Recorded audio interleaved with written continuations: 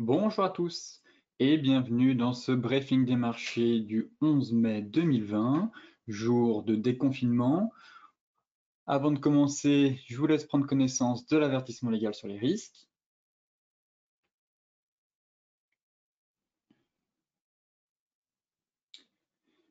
Et tout de suite, focus marché en commençant par les bourses européennes, sachant que vendredi était un jour férié en France. Toutefois, les bourses, elles, étaient ouvertes. Alors, les bourses, eh bien, elles ont terminé quand même sur une note positive vendredi, soutenues étonnamment par des signes soi-disant d'un apaisement des tensions commerciales entre Washington et Pékin, et les chiffres moins catastrophiques que prévu de l'emploi aux États-Unis, mais qui tout de même sont à prendre avec des pincettes car le taux de chômage a quand même explosé aux États-Unis. On fera le point tout à l'heure.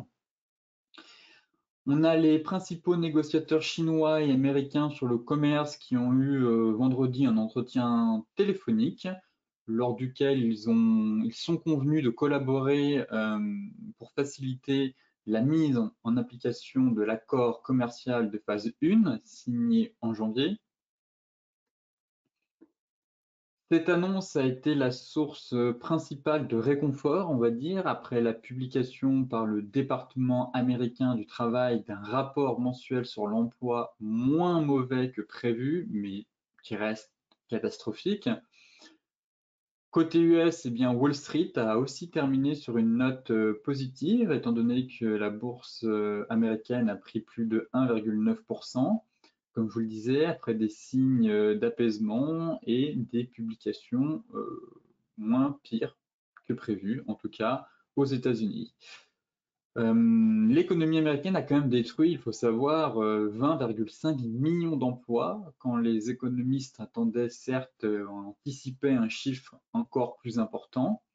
Le taux de chômage a quand même grimpé à 14,7%. C'est quand même un niveau jamais atteint depuis la Seconde Guerre mondiale, contre 16% anticipé par le consensus Reuters. Donc, certes, moins catastrophique que prévu, mais c'est un niveau record. Donc, pas de quoi non plus, je trouve, s'emballer sur ces statistiques, étant donné la gravité de la situation, je trouve, aux États-Unis. C'est plus de 2 fois le nombre de pertes d'emplois encaissées pendant la crise financière de 2007-2009. Donc pareil, hein, si on fait un parallèle avec les précédentes crises et récessions, on se rend compte qu'on est bien au-delà des précédentes crises, que ce soit en 2000 ou même en 2007-2009. Il y a eu plus d'emplois perdus au cours des 2 derniers mois que créés au cours de la dernière décennie. Ça aussi, c'est une donnée très importante à prendre en compte. Toutefois, eh bien, les marchés sont encouragés par plusieurs signaux positifs, on va dire, avec le déconfinement dans plusieurs pays, et à cet à cet optimisme sur la situation à venir s'ajoutent bien évidemment toutes les liquidités injectées par la Banque centrale américaine depuis maintenant 2 mois pour s'assurer que les marchés, ou surtout que le château de cartes, ne s'écroule pas. Côté macro, eh bien, pour faire un parallèle avec mes explications, voici sur une période, on va dire, depuis à peu près 1949 à aujourd'hui, l'évolution du taux de chômage aux États-Unis. Et on se rend compte que c'est un graphique, c'est un nouveau graphique pour l'histoire, j'ai envie de dire. Même si le taux de chômage, certes, va diminuer, on a peut-être fait un pic et peut-être qu'on ira chercher les 15-16%, pourquoi pas, mais qu'on a atteint un niveau majeur. Certes, le chômage va retomber, mais rien ne nous dit qu'il va retomber à 3,5, comme il était ici. Et ça, c'est ce qu'espère Donald Trump et c'est ce qu'anticipent les marchés actuellement en se disant, chouette, de toute façon, quoi qu'il arrive, lors du déconfinement, tous ces emplois vont être retrouvés et le chômage va fortement retomber. Donc oui, on pourrait retomber, le chômage va retomber, je pense aussi, mais peut-être qu'il va retomber seulement à 11 ou à 10. rien ne nous dit qu'il va retomber à 3,5% dans les mois à venir, étant donné le nombre de licenciements qu'il va y avoir, qu'il y a eu déjà, que ce soit chez Boeing, que ce soit dans des secteurs comme Uber, l'entreprise Uber, ou dans des commerces qui vont malheureusement devoir mettre la clé sous la porte. Donc le chômage va diminuer, mais il sera encore présent et très présent même. Et si on fait un parallèle, durant la crise des subprimes, on était à 10%, on n'était pas à 15%. Donc même si le chômage recule, il resterait quand même très élevé. Et en aucun cas, les fondamentaux actuels sont corrélés avec les marchés boursiers. Donc, graphique intéressant qui permet de faire un parallèle actuellement avec le rebond assez fulgurant qu'on a sur les indices. Et on comprend en fait que ce rebond, c'est dû majoritairement au soutien de la Fed et aussi à des espoirs que le chômage retombe très rapidement. Alors qu'on n'a aucune certitude que le chômage va retomber, mais la bourse, les investisseurs sont optimistes pour le moment et préfèrent voir le verre à moitié plein qu'à moitié vide. Encore une fois, pour faire un parallèle avec ce que je viens de dire, ici c'est la capitalisation boursière mondiale. Pour rappel, on était à 90 000 milliards, on est tombé aux alentours de 60 000 milliards, presque 62 000 milliards, soit un éclatement de 30 000 milliards en seulement quelques semaines. Et derrière, on reprend un peu des couleurs, on reprend de la hauteur, mais encore une fois, grâce aux banques centrales. Ce n'est pas grâce à un redémarrage de l'activité économique, si vous voulez. C'est grâce aux injections massives de liquidités qui permettent encore une fois de tenir et de relancer les bourses. Les actions mondiales ont gagné quasiment 1500 milliards de dollars la semaine dernière. Les marchés continuent de revenir, on va dire, sur une voie normale, étant donné que le VIX est passé pour la première fois en dessous de 30. Donc en général, au-dessus de 30, ça montre qu'il y a une situation inquiétante, de nombreuses inquiétudes et une forte volatilité. Là, on est repassé sous 30 pour la première fois, grâce en fait à des données qui permettent de relativiser sur la propagation du virus, les développements soi-disant dans des biotech comme Gilead Sciences qui ont permis de redonner de l'espoir, et surtout une nouvelle vague de stimulation de l'économie grâce aux banques centrales. Mais cette hausse-là, pour le moment, n'est pas due, en tout cas, à un redémarrage de l'économie. Elle est due grâce à de l'espoir, essentiellement, et à des injections massives de liquidités, ce qui permet de déclencher, enfin, du moins de soutenir, d'accompagner encore, pour le moment, le rebond. Et comme Jérôme Powell l'a dit, ce sera quoi qu'il en coûte, donc le QE illimité, afin de soutenir un maximum les marchés boursiers, ce qui permet d'expliquer pourquoi les marchés rebondissent si violemment alors qu'on est à l'aube d'une récession mondiale. Ici, c'est le graphique qu'un abonné, du moins qu'un lecteur m'a partagé sur Twitter, donc Vinx, je te salue si tu regardes cette émission. En tout cas, merci pour ce graphique. Je l'ai intitulé une hausse en trompe-l'œil. Étant donné que, comme vous le savez, on a eu les chiffres du NFP la semaine dernière, vendredi, et les bourses sont quand même voilà, on a pris 2% sur le Dow Jones quasiment, alors que les chiffres étaient catastrophiques, soi-disant moins pires qu'attendu. Mais comme je vous ai montré sur le premier graphique, on voit quand même qu'il n'y a pas de quoi s'enthousiasmer, qu'on voit un taux de chômage aussi élevé aux États-Unis. Et ici, c'est ce graphique de hausse en trompe-l'œil, tout simplement parce qu'on a le S&P 500 en noir, juste ici. Nous avons l'indice, on va dire, Facebook, Amazon, Apple, Microsoft, donc les GAFAM avec Google. Et ici, le S&P 500, du moins, sans les GAFAM. Et ça permet de regarder, d'avoir une vision de marché sous un autre angle, si vous voulez. Et on a l'impression que ce n'est pas le même indice. Vous voyez, on a l'impression que c'est pas le même indice, étant donné que là, c'est le S&P classique qui rebondit, qui a retracé 61,8 de la dernière vague de baisse. Très bien. Ici, ce serait le S&P GAFAM qui inscrit des nouveaux plus hauts historiques. Il faut savoir que ces 5 sociétés représentent plus de 21% de la pondération du S&P 500, donc c'est juste énorme. 5 sociétés sur 500 qui représentent uniquement plus de 20% de la pondération de l'indice. Et ici, si on retire ces titres du S&P 500, on obtient ce graphique. Et on a l'impression que ce n'est pas du tout le S&P 500. Si on compare aux deux autres à la réalité, c'est pourquoi j'explique souvent que c'est une hausse en trompe-l'œil. Ces 5 sociétés ne représentent pas l'ensemble du S&P 500, qui est quand même l'indice de référence mondial, où il y a quand même 500 sociétés. Et on constate effectivement que ici on a à nouveau un plus haut historique, on est venu faire un plus haut historique, alors qu'ici on a retracé 61,8 et ici on est carrément au tapis. Donc pareil, ça aide à comprendre pourquoi les marchés rebondissent si violemment, si fortement. Un, grâce à de l'espoir. Deux, grâce à des injections massives de liquidités de la part des banques centrales.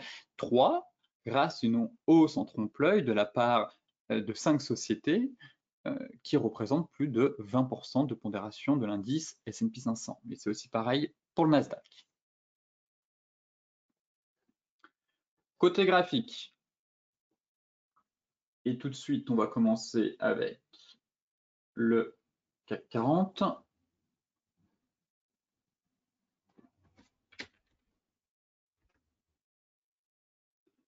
Qui perd 1%, le CAC 40 aujourd'hui quand même, j'ai envie de dire jour de déconfinement, bien évidemment, mais on achète la rumeur et on vend la nouvelle, et j'ai l'impression que c'est le cas ici, en tout cas, puisque on le savait depuis maintenant plusieurs semaines, on l'attendait, c'était peut-être déjà pricé pour moi dans les prix en tout cas, et on perd quand même 1%, étant donné que, bon, bah, principe, hein, on achète la rumeur et on vend la nouvelle.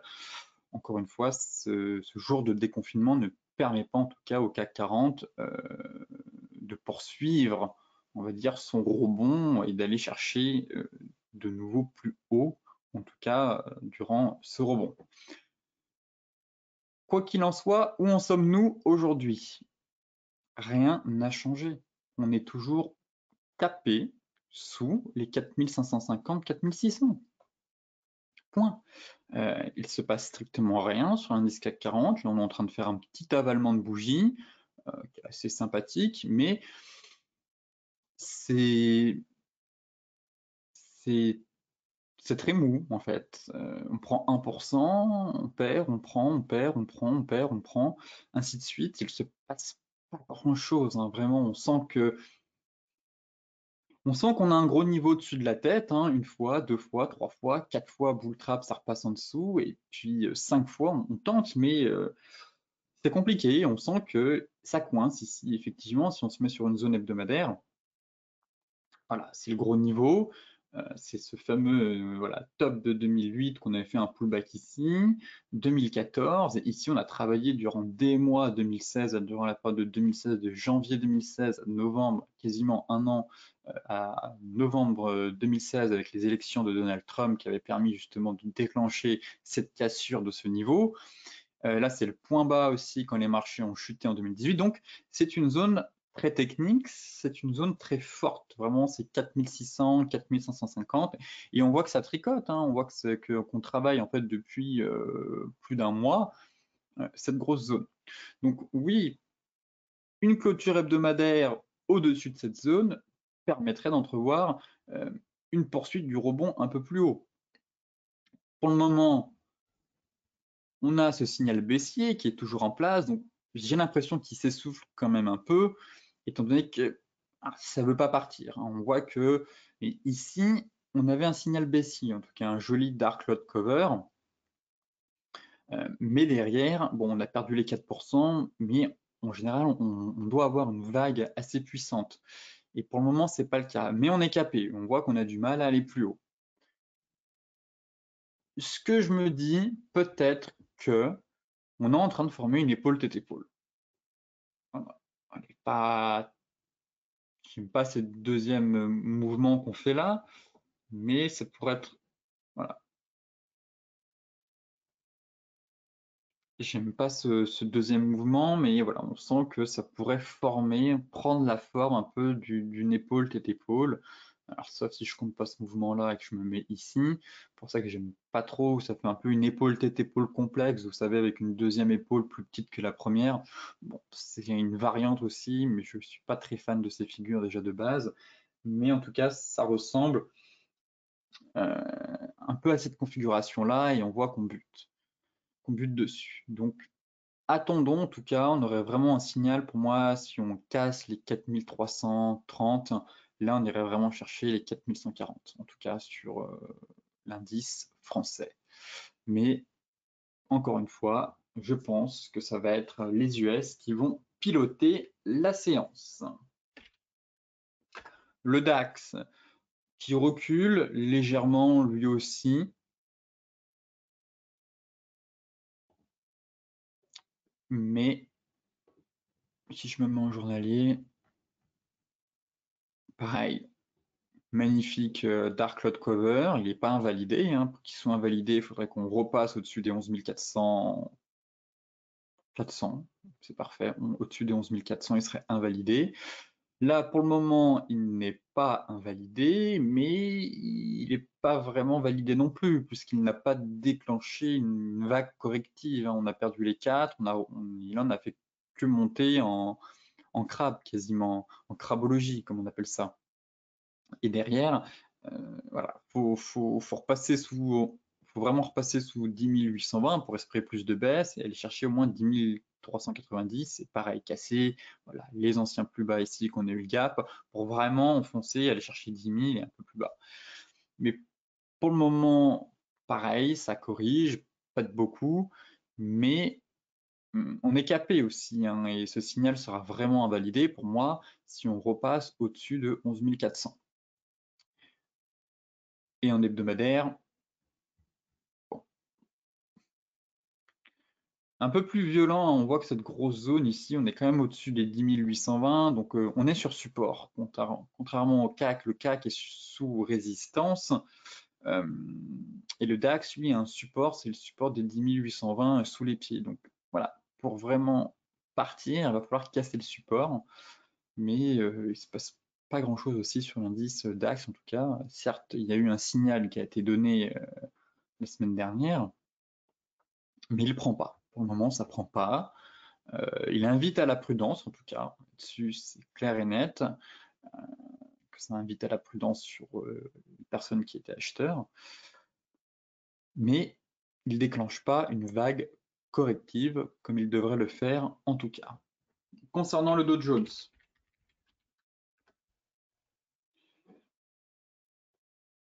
bon, les marchés se sont félicités du NFP, hein, qui pour eux était plutôt très bon.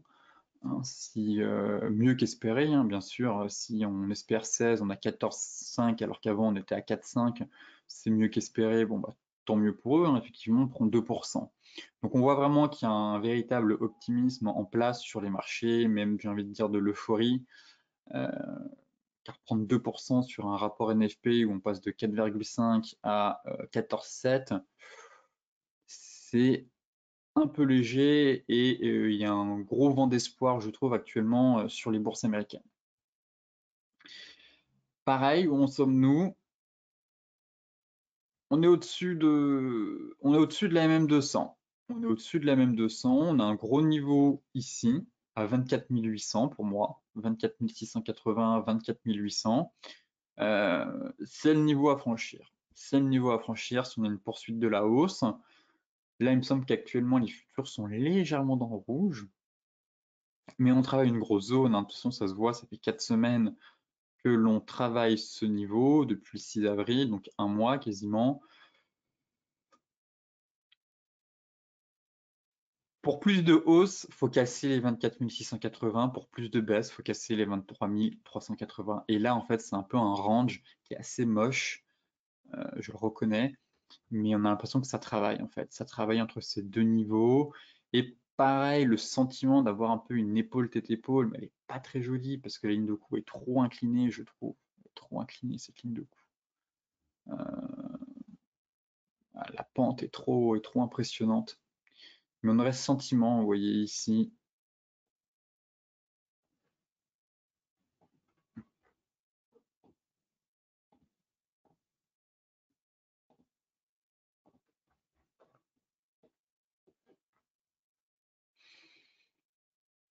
voilà, un peu cette épaule, tête, épaule, mais pareil, la deuxième épaule est un peu, il y a un peu trop d'amplitude, je trouve, par rapport à la tête. C'est un peu dommage. Il faudrait vraiment que ça retombe.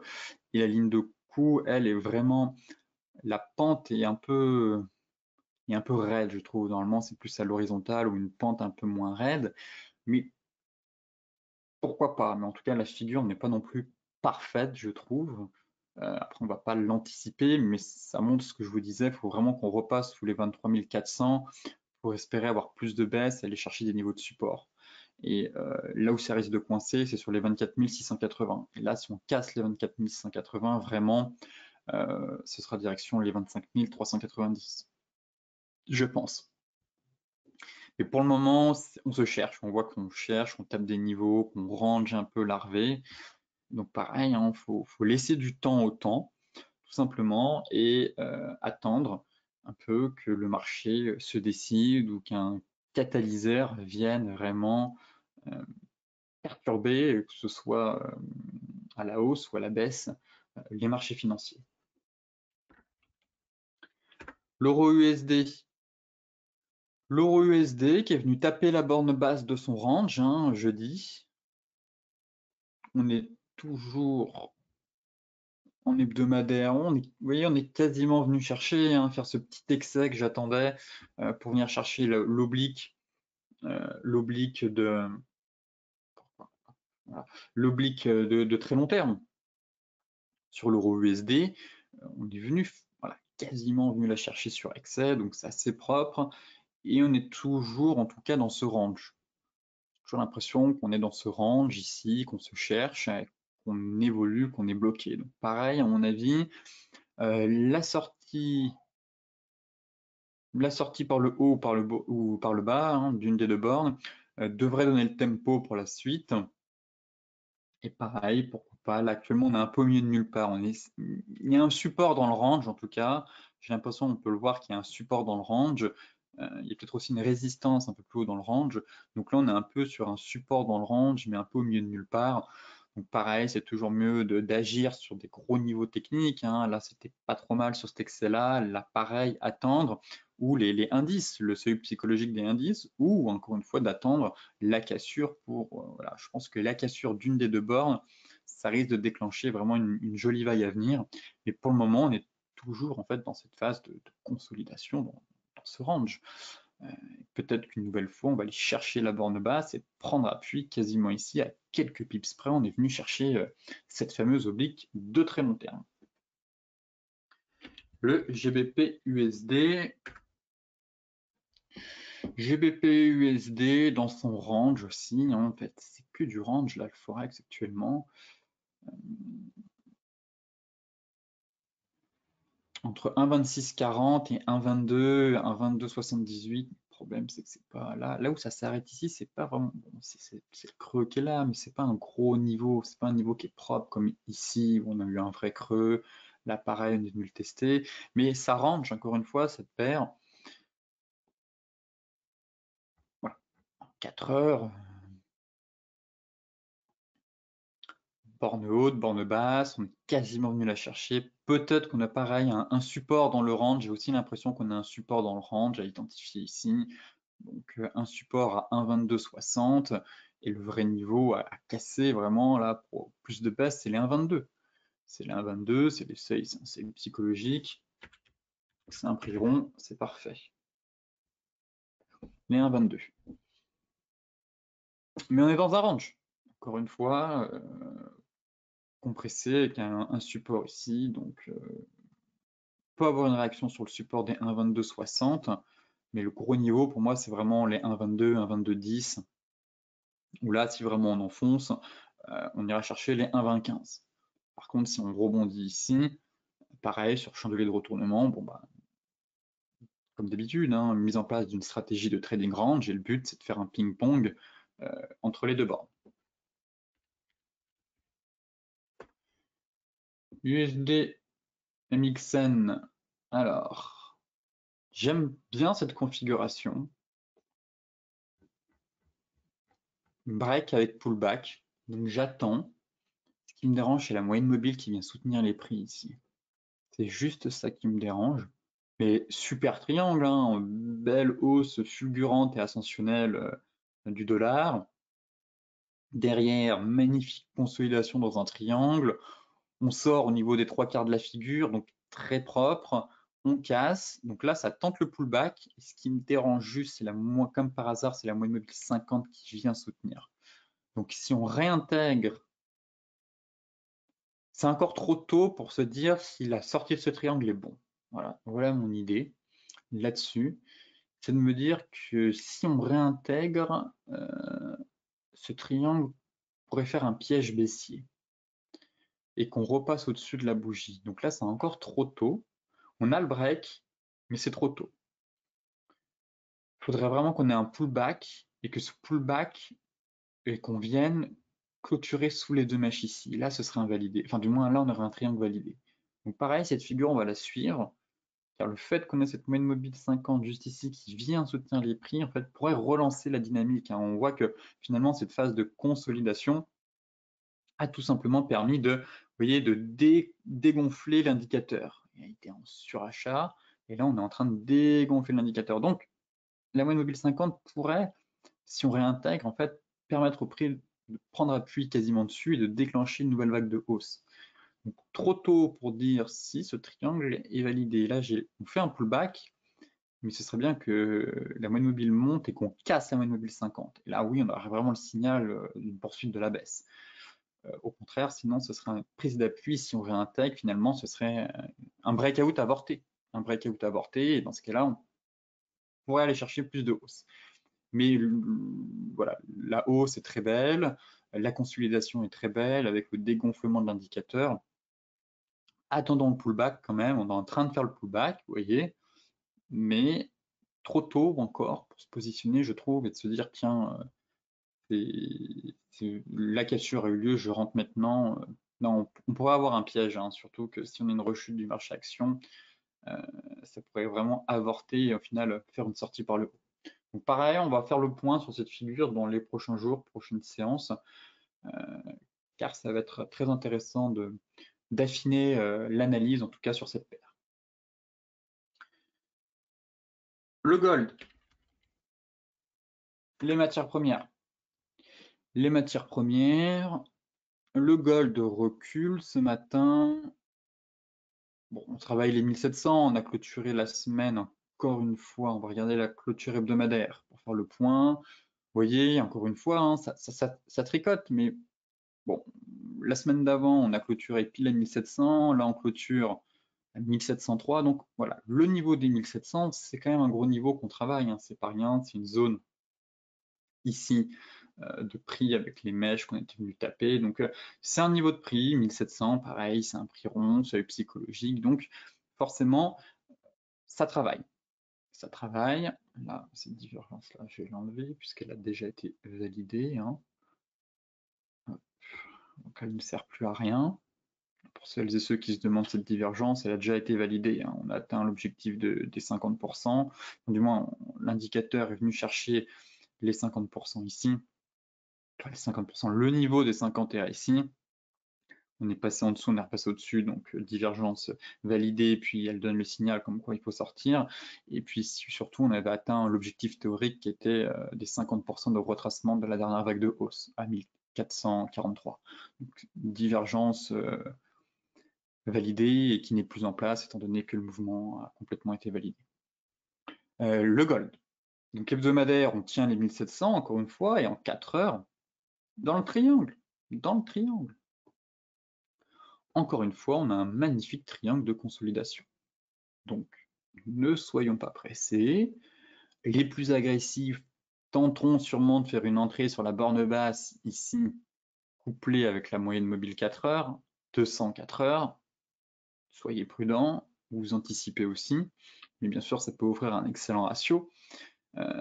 Toutefois, soyez sûr d'avoir des chandelles de retournement ou suffisamment d'indications qui vous diront que cette borne va tenir. Sinon, encore une fois, on reste en mode observateur et on attend la fin, la sortie en tout cas des prix de cette figure.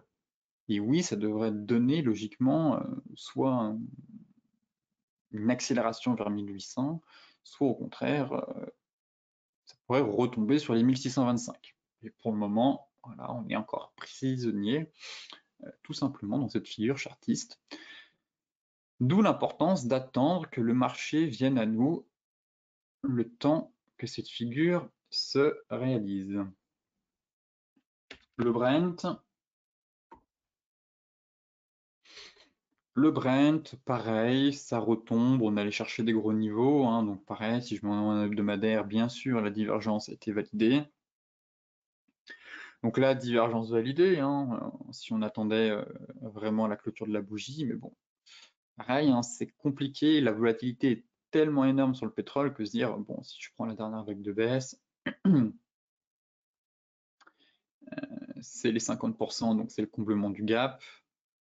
Si j'entre en position ici et que je mets mon stop, hein, comme je vous l'explique concernant les divergences, donc sous les plus bas ici, et qu'on rentre ici, ben, on n'a pas un bon ratio en fait, on n'a pas un bon ratio. C'est pour ça que c'est plus une divergence qui va être utile si je dois rédiger un papier, mais pour la trader, cette divergence est un peu compliquée étant donné que le ratio n'est pas là, le ratio n'est pas au rendez-vous, en tout cas, on n'a pas un ratio d'au moins, même si on diminue, on n'a pas, là je pense que placer un stop ici, 15, 30, pour aller chercher 45, voilà, ça fait un ratio de 1 pour 1.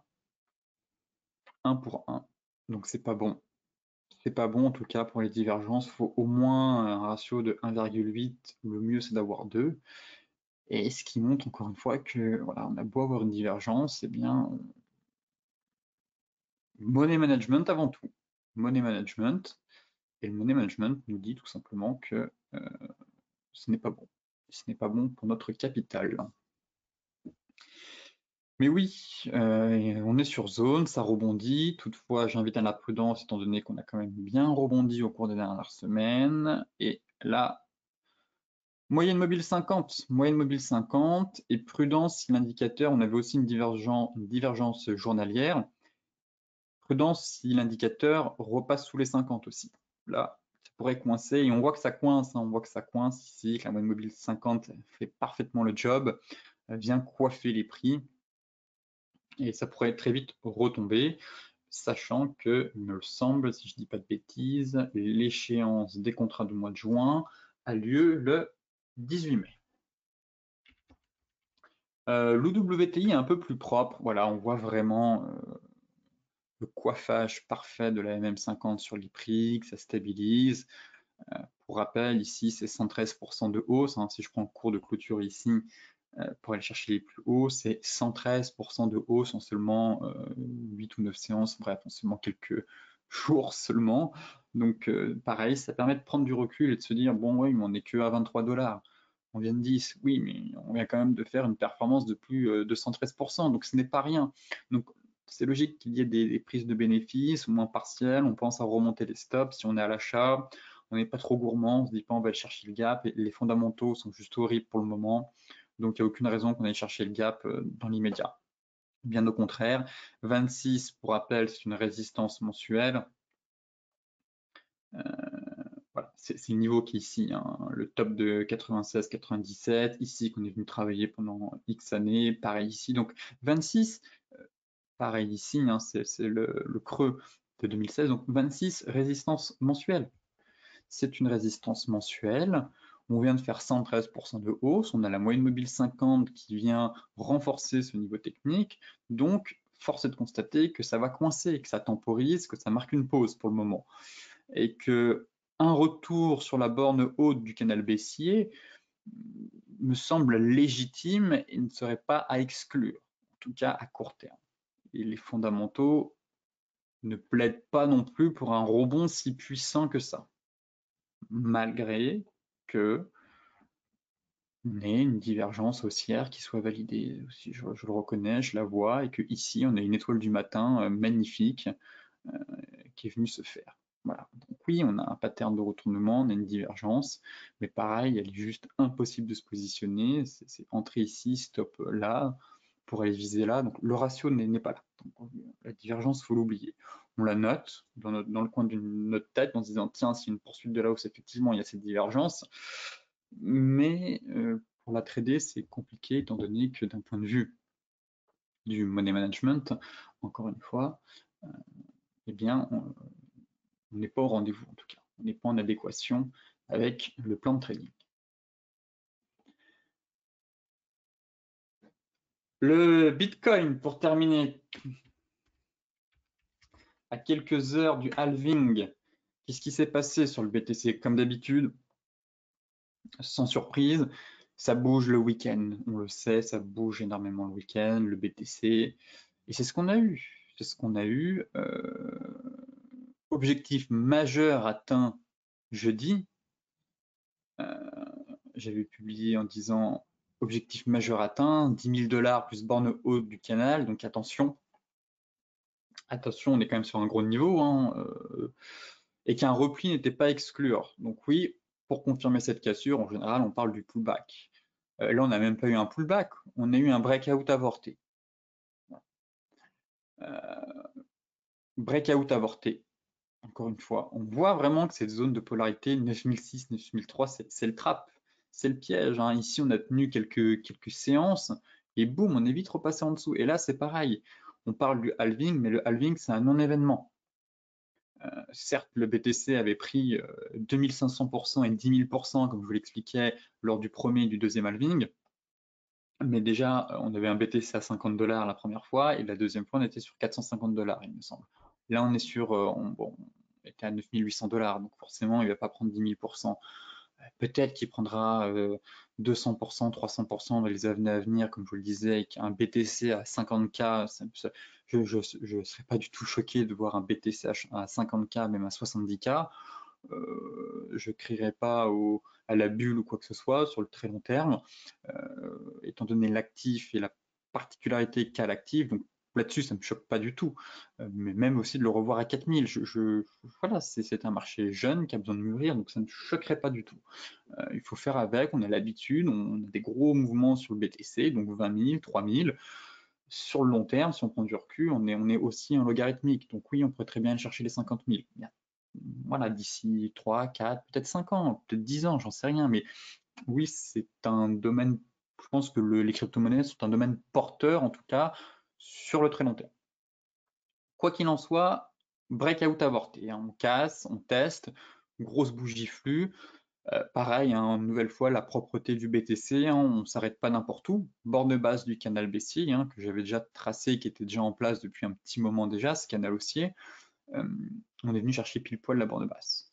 Pour le moment, c'est haussier, ça reste haussier. Toutefois, soyez prudents. Ici, voilà, il fallait ne pas hésiter à remonter ses stops et à prendre des bénéfices. Pareil, hein, si on relativise depuis qu'on entend le halving et compagnie, voilà, on a pris 107%. On a pris 107%. Le BTC n'est pas une valeur refuge. Hein. Ça, par contre, je veux bien être pro-crypto-monnaie, mais là, j'ai vu ce week-end beaucoup d'articles BTC, valeur refuge. Non, ne tombez pas dans le piège, s'il vous plaît. Le BTC n'est absolument pas une valeur refuge. Et si les marchés sont amenés à violemment replonger, vous verrez que le BTC risque aussi de corriger. Donc non, le BTC n'est pas une valeur refuge. On a pris quand même 107%. 107%, c'est pas rien. Breakout avorté, pour le moment, on est sur la borne basse du canal. Et peut-être qu'on va avoir une deuxième tentative. Peut-être qu'on va avoir une deuxième tentative d'aller chercher une nouvelle fois. Ici, on a échoué, les vendeurs se sont manifestés. Ici, les acheteurs se sont emballés. Tout de suite, on a été rappelé à l'ordre. Boum, correction. Mais la dynamique reste haussière, puisqu'on a un canal haussier qui permet de cadrer cette dynamique. Donc, pour le moment, la dynamique reste haussière. Donc, certes, on s'est fait peur ici, mais les acheteurs n'ont pas dit leur dernier mot. Très bien, de nouveau faire une nouvelle percée pour aller chercher voilà, borne basse, et peut-être que la nouvelle fois, on va travailler, et peut-être qu'on va aller chercher les 10 009, qu'on va casser la deuxième fois, étant donné qu'ici, on était un peu bloqué, hein, on peut peut-être prendre quasiment voilà, 10%, stopper sur le seuil psychologique des 10 000, même si c'est pas un gros niveau technique, les 10 000, en fait, on voit que ça correspond à rien. C'est pas forcément un gros niveau, les 10 000. C'est juste psychologiquement, on se dit, on est passé de 20 000 à, voilà, ça fait 10 000, donc ça fait un niveau parfait, psychologique, prix rond, c'est surtout un niveau psychologique. Mais voilà, ce qui m'inquiétera plus, c'est si on casse vraiment le canal. Si on sort de la borne basse du canal et qu'on commence à se diriger vers les 7630, là je me dirais, tiens, finalement, les acheteurs, les vendeurs prennent l'ascendant psychologique. Là, on fait des rotations. Borne haute, borne basse, borne haute, faux break, break out avorté, borne basse. Bon, faut attendre. Et peut-être que la correction va permettre, enfin du moins une nouvelle tentative, hein, après cette hausse, de voilà, reculer pour mieux sauter, afin d'aller chercher une nouvelle fois, d'aller casser les 9600 $. Et en hebdomadaire, bon, bah voilà, moyenne mobile 50. Donc on travaille ce niveau, et si, pareil, il faudrait qu'on repasse au-dessus de la moyenne mobile 50 à moyen long terme. Pareil, on fera le point dans les jours à venir, étant donné que le halving a lieu dans quelques heures maintenant. Sur ce briefing des marchés touche à sa fin. Comme d'habitude, pour celles et ceux qui souhaitent consulter l'article dans son intégralité, je vous mets le lien dans la description de la vidéo. Et bien pour les autres, n'oubliez pas de vous inscrire, comme d'habitude, tous les mardis à 14 h pour faire le point sur les marchés et décrypter toutes les classes d'actifs. Je vous souhaite à toutes et à tous une excellente journée, de très bons trades, soyez prudents et on se retrouve demain pour faire un nouveau point sur les marchés.